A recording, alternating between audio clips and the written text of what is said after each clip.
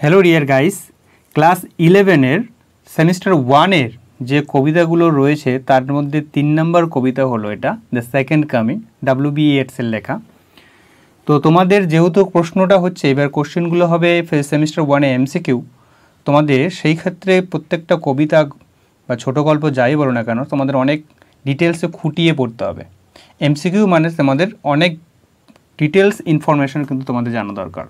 যদি broad question হতো তাহলে সেখানে তোমাদের প্রশ্নের উত্তর মুখস্থ করলে হতো কিন্তু এইখানে যেহেতু MCQ রয়েছে সেখানে তোমাদের এর বিষয়ে যত রকম খুঁটিনাটি তথ্য আছে সেগুলো কিন্তু তোমাদের অবশ্যই জানা দরকার। এই কারণে তোমাদের ডিটেলসে অ্যানালাইসিস করার জন্য কিছু ইনফরমেশন তোমাদের যেগুলো জানা খুবই জরুরি সেগুলো কিন্তু আমি তোমাদের এখানে দিয়েছি। দেখো, আমরা যদি প্রথমে দেখি WB ইয়েটস, এর পুরো নামটা হচ্ছে উইলিয়াম বাটলার ইয়েটস। ঠিক আছে, তিনি জন্মগ্রহণ করেছেন আয়ারল্যান্ডে। তিনি কত সালে? 1865 সালে 13ই জুন ডাবলিনের আয়ারল্যান্ডে জন্মগ্রহণ করেছেন। মারা যান কবে সালে? 1939 সালের জানুয়ারি মাসের 28 তারিখে ফ্রান্সে কিন্তু মারা যান।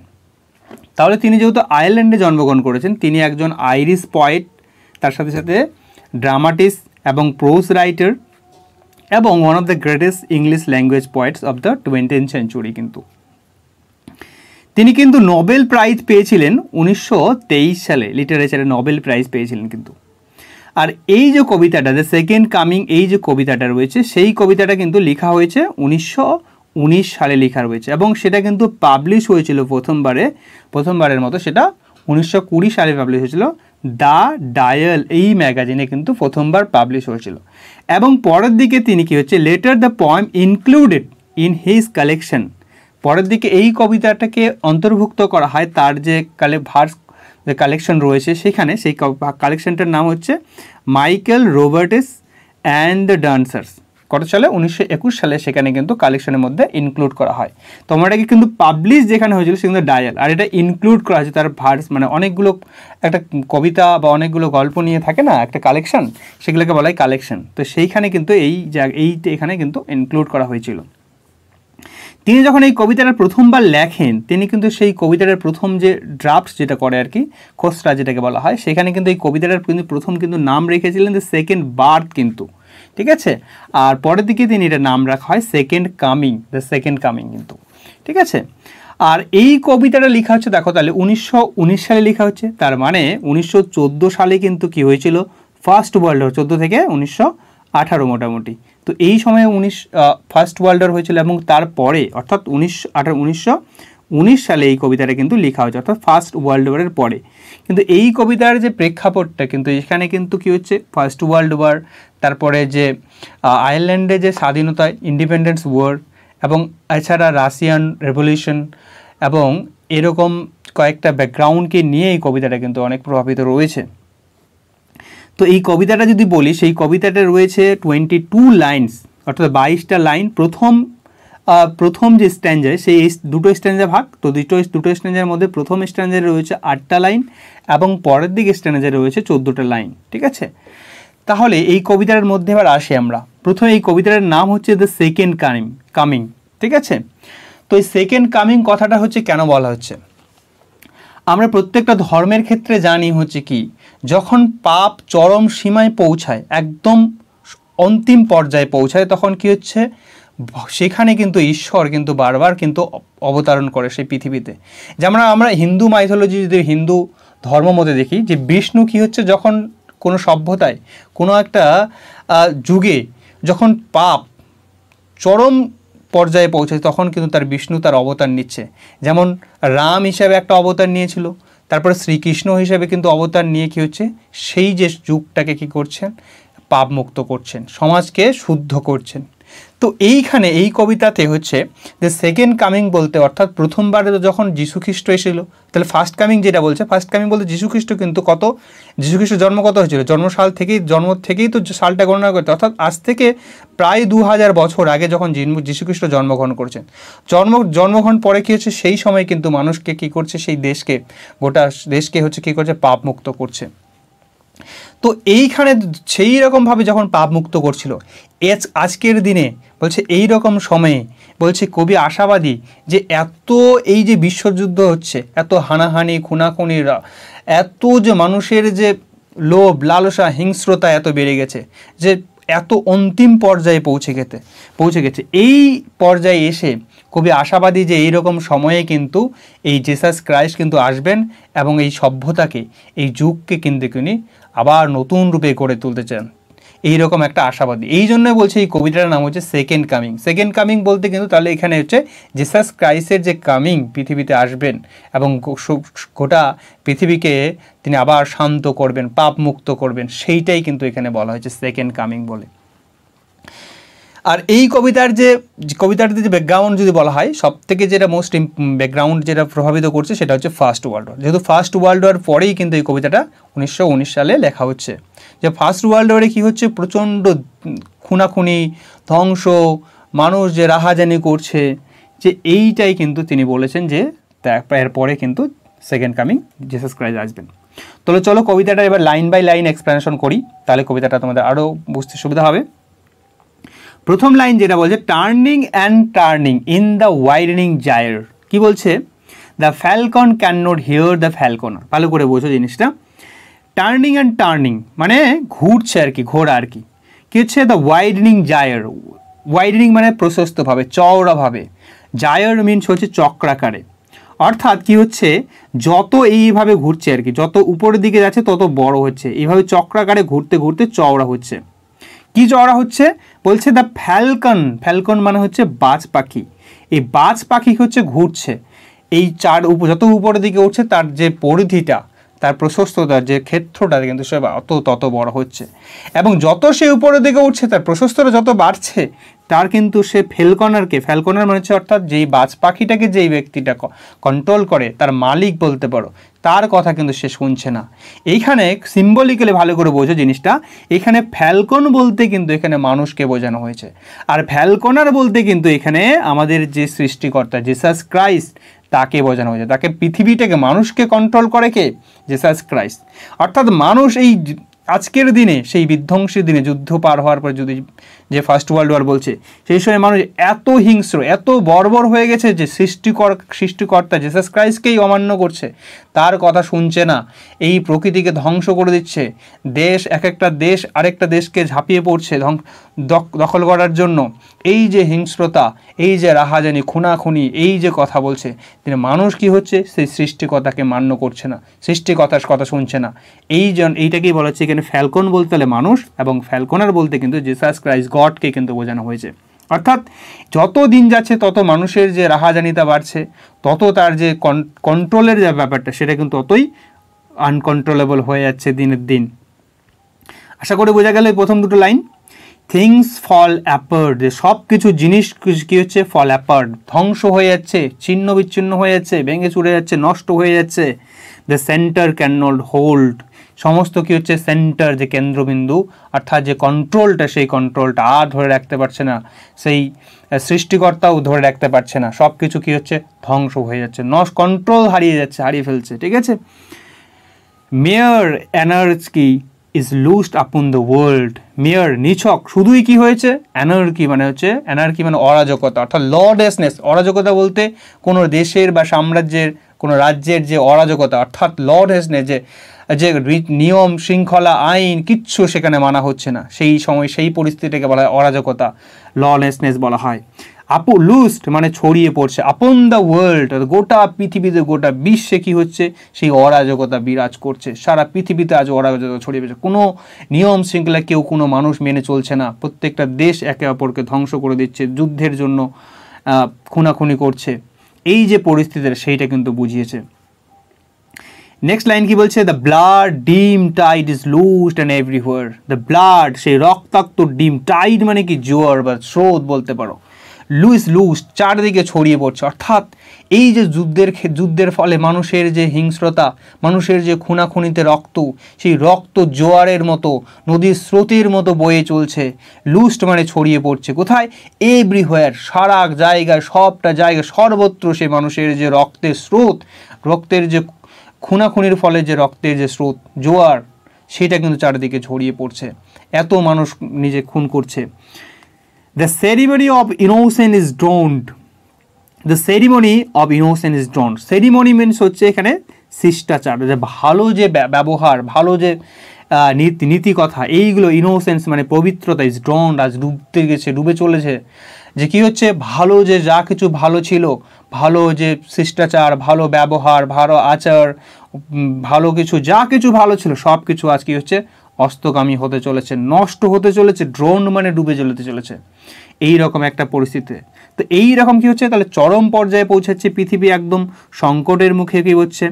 নেক্সট কি বলছে দেখো এখানে, the best lack all conviction, the best বলতে এখানে কিন্তু যে ভালো ভালো জিনিসগুলো, ভালো মানুষগুলো কি করেছে, তাদের কিন্তু বিশ্বাস হারিয়ে ফেলছে, ল্যাক মানে অভাব ঘটছে, তাদের বিশ্বাস, তাদের যে বিশ্বাস সেটা কিন্তু হারিয়ে ফেলছে, তাদের মধ্যে যে শক্তি সেটা কিন্তু যে দৃঢ় শক্তি সেটা কিন্তু তাদের অভাব ঘটছে।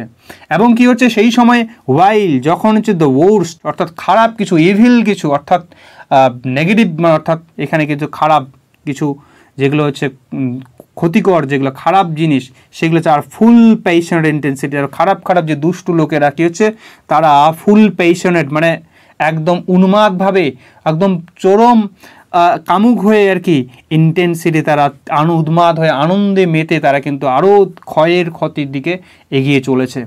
তাহলে আমরা প্রথম স্থান যেটা দেখলাম যে এই যে মানুষের মধ্যে যে ভয়াবহতা সৃষ্টি হচ্ছে গোটা পৃথিবীতে, গোটা ওয়ার্ল্ডে, গোটা জগতে হচ্ছে যে সৃষ্টি হচ্ছে, সেইটা কিন্তু ফার্স্ট স্ট্যাঞ্জাতে তিনি বলেছেন। আশা করি বোঝা গেল প্রথম স্ট্যাঞ্জা। বুঝতে না পারলে অবশ্যই কমেন্টে জানিয়ে দিবে তোমরা।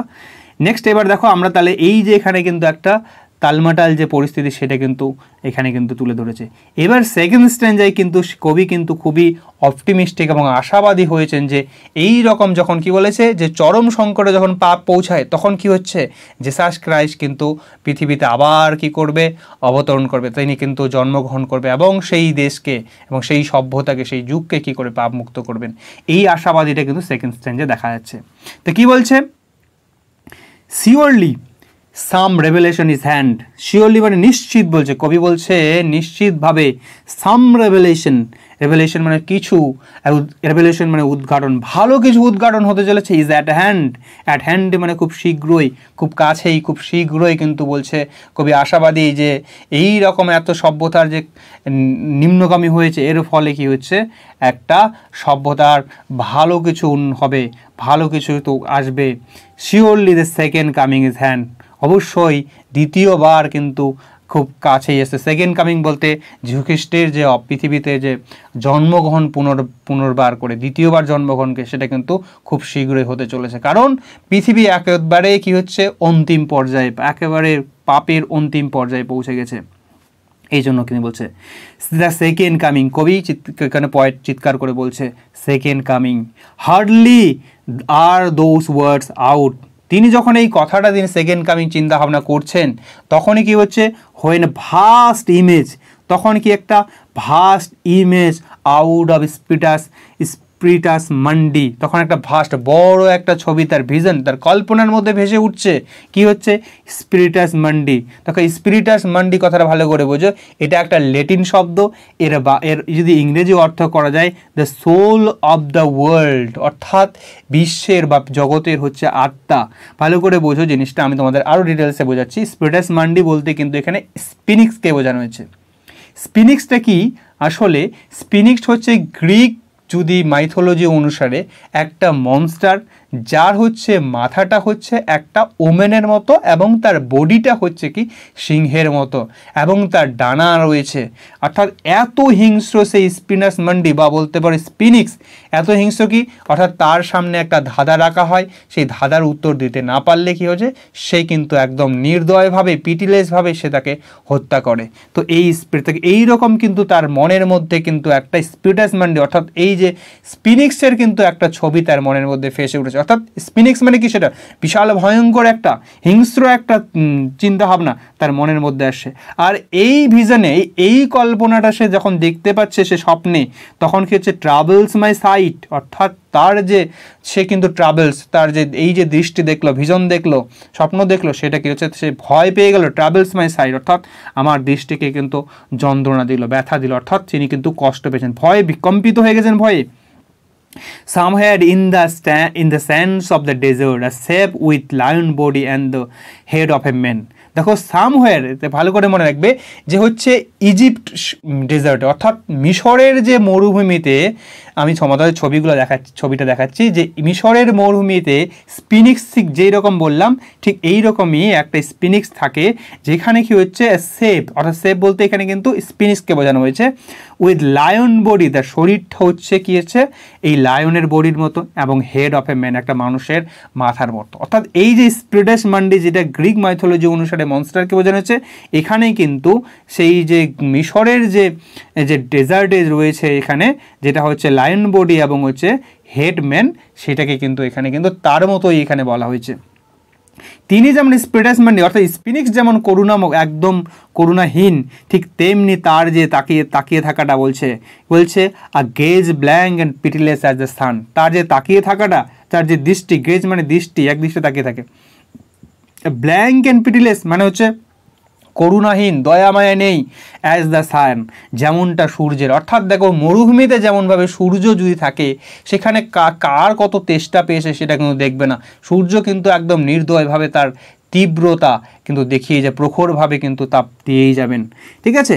অর্থাৎ সূর্য যেইভাবে সে, অর্থাৎ মরুভূমিতে বা সূর্যের কিন্তু তেজ কখনো কারোর জন্য কিন্তু কম হয় না, যে সে তার নিজের মতোই করে, তার পিটিলেস, ঠিক একই রকমভাবে কি হচ্ছে এই হিংস্র জন্তুটা। অর্থাৎ এইখানে আমি যদি সিম্বলিক্যালি বলি যে এই যে মানুষের যে বর্বরতা, এই যে হিংস্রতা, সেইটা কিন্তু যে সভ্যতাকে ধীরে ধীরে গ্রাস করতে চলছে, সেইটা কিন্তু এখানে বোঝাচ্ছে। ইজ মুভিং ইট স্লো থাই, দেখো কি হচ্ছে থাই মানে উড়ু, কিন্তু এখানে বলছে এই যে ভয়ঙ্কর যে মনস্টার বলতে স্পিনিক্স, যেটা বললাম গ্রিক মাইথোলজি অনুসারে, যে এই যে স্পিনিক্সটা যে কী হচ্ছে, সে কিন্তু সব কিছুকে ধ্বংস করে দিচ্ছে, ঠিক আছে। ইজ মুভিং স্লো ইটস থাই, যাতে স্লো পায়ে এগোচ্ছে, কী হচ্ছে এগোচ্ছে বলতে এখানে কিন্তু স্লো পায়ে এগোচ্ছে মানে কিন্তু সভ্যতাটা কিন্তু যে ধীরে ধীরে ধ্বংসের দিকে এগিয়ে যাচ্ছে, সেই কথাটাকে কিন্তু এখানে কবি কিন্তু বুঝিয়েছেন।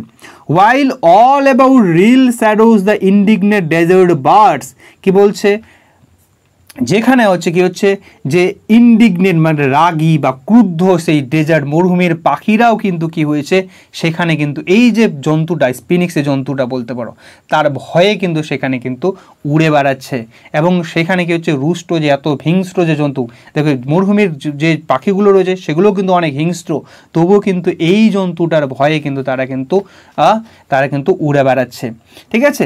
দ্য ডার্কনেস ড্রপস এগেইন, আবার অন্ধকার কি হলো, নেমে আসলো। বাট নাও আই নো, কিন্তু আমি এখন জানলাম, আমি জানতে পেরেছি কি, the 20 centuries of stony sleep, 20 centuries বলতে এখানে কিন্তু 2000 বছরের যে স্টোনি স্লিপ, অর্থাৎ পাষাণ যে ঘুম, অর্থাৎ কি বলছে এখানে 2000 বছর আগে কিন্তু যীশুখ্রিস্ট জন্মগ্রহণ করেছিল, সেই সময় কিন্তু পাপ মুক্ত করেছেন। এখন কি আবার তিনি মারা গেছেন, আবার তিনি এখন আবার ধরে নাও এখন কিন্তু আবার কিন্তু সে ঘুমিয়ে রয়েছে, ঠিক আছে। অর্থাৎ এই যে পাপ, তার যে স্টোনি স্লিপ, যে এখন নিশ্চুপভাবে কিন্তু জিসাস ক্রাইস্ট ঘুমোচ্ছে, ওয়ার ভেক্সড, এটা কি হবে, বিরক্ত হবে। অর্থাৎ জিসাস ক্রাইস্ট আবার কি হবে, তার সেই যে এই যে পৃথিবীতে যে ধ্বংস হচ্ছে, এই যে রাহাজানি হচ্ছে, এর ফলে কি হবে, সেই জিসাস ক্রাইস্ট আবার কি হচ্ছে, ভেক্সড মানে এখানে বিরক্ত হওয়া, অর্থাৎ এখানে ভেক্সড মানে জেগে উঠবে, টু নাইট মেয়ার, এই দুঃস্বপ্নে, এই যে খারাপ পরিস্থিতির কারণে আবার জিসাস ক্রাইস্ট কি হবে, জেগে উঠবে, বাই আর রকিং ক্যাডেল অর্থাৎ দোলনায় জিসাস ক্রাইস্ট, রকিং ক্যাডেল বলতে কিন্তু এখানে জিসাস ক্রাইস্ট যে ঘুমাচ্ছে, অর্থাৎ জিসাস ক্রাইস্ট এখনও কিন্তু জেগে ঘুমিয়ে রয়েছে, অর্থাৎ এই যে পৃথিবীর ধ্বংসটা, সেটা কিন্তু ধ্বংসটার কিন্তু শেষে কি হবে, জিসাস ক্রাইস্ট আবার যে আসবেন, তো বলছে এইটাই কিন্তু বুঝিয়েছে যে এই যে ধ্বংসের কারণে তিনি আবার তার ঘুম ভাঙবে, যে তিনি যে স্টোনি 2000 বছর ধরে ঘুমাচ্ছেন, সেটা কিন্তু তিনি একবার বিরক্তি হবেন, অর্থাৎ তার যে ঘুমটা সেটা ভাঙবে। And the word rough beast, এবং যে ভয়ঙ্কর যে জন্তু, অর্থাৎ ভয়ঙ্কর যে এই যে সৃষ্টি হচ্ছে, ভয়ঙ্কর যে কার্যকলাপ হচ্ছে, its hour come round at last, এটা একদম শেষ পর্যায়ে অন্তিম পর্যায়ে অন্তিম সময়ে চলে এসেছে। Slouches toward the Bethlehem to be born. Slouches মানে হচ্ছে ধীরে ধীরে কী হচ্ছে, পা বাড়াচ্ছে কোন দিকে, ব্যাথেলহেমের দিকে। অর্থাৎ এখানে বলছে জিসাস ক্রাইস্ট কোথায় জন্মগ্রহণ করেছিলেন, ব্যাথেলহেমের দিকে।